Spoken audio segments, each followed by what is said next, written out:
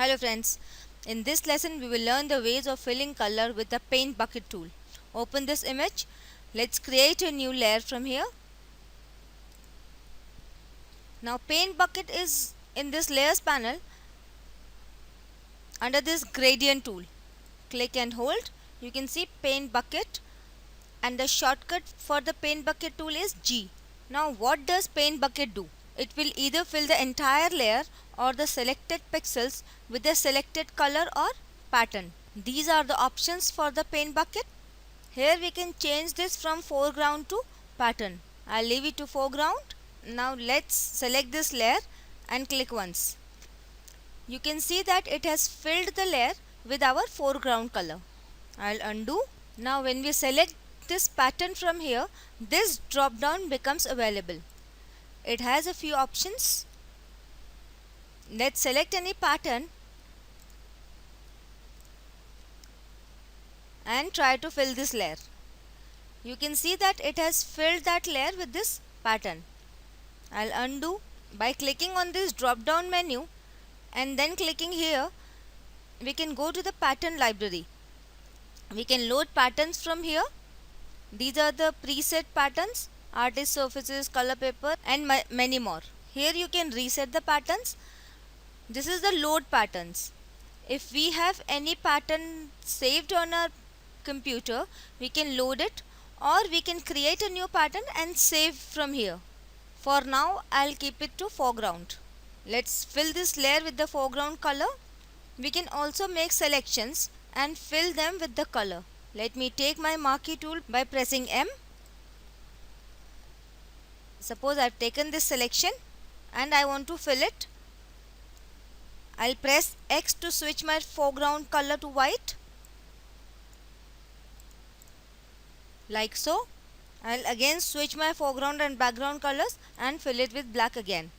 Ctrl D to deselect.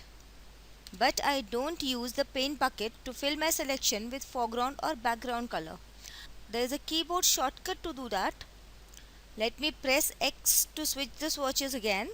Make a marquee selection. I'll hit Alt backspace to fill with foreground color. Alt and backspace, and it fills my selection with the foreground color. Now if I press Ctrl backspace, it will fill my selection with my background color. Ctrl backspace, and it has filled it with my background color. So these keyboard shortcuts to fill the selection with the color are much more easier than taking the paint bucket tool. Ctrl D to deselect. But this paint bucket tool can be useful in some other ways. Let's take this paint bucket tool and notice that it has some options here. We can adjust the opacity, we can adjust the tolerance, and we can also change the blend mode. I'll delete this layer. Suppose I want to change the color of this car. I just want to change this blue color. Let's click on this foreground color and select a color, say pink. Okay. Here is this tolerance value.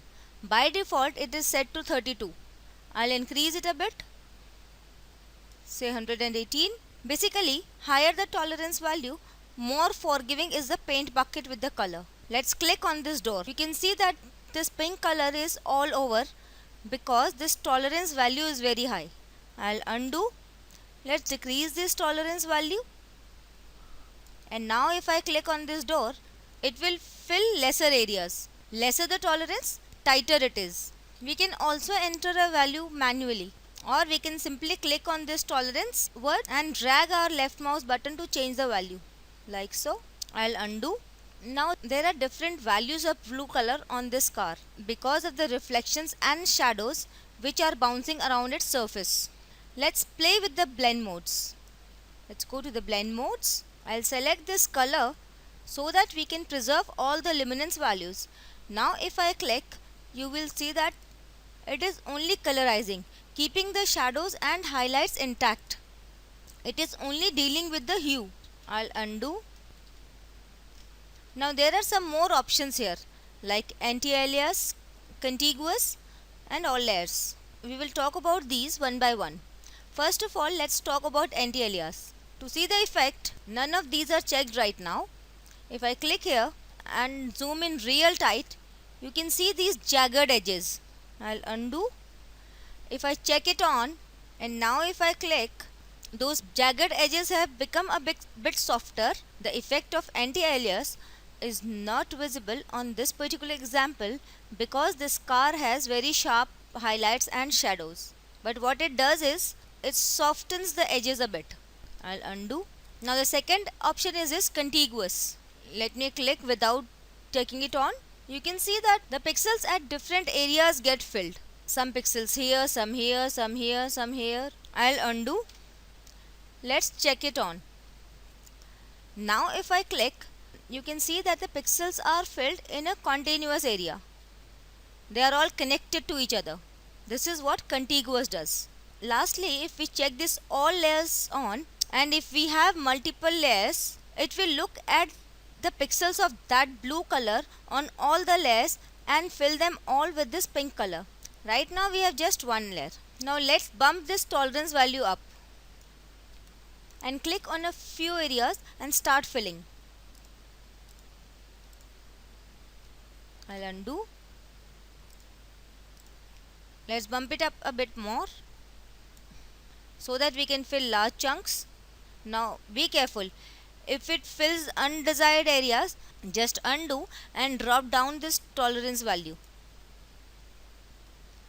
To fill this reflection of this blue color on this light, we will have to bump down the tolerance value really low, like so. Go ahead and colorize the whole vehicle, including the reflections in the headlights. So PaintBucket is a very powerful tool, especially to colorize any image. That's all for this lesson, friends. See you in the next lesson.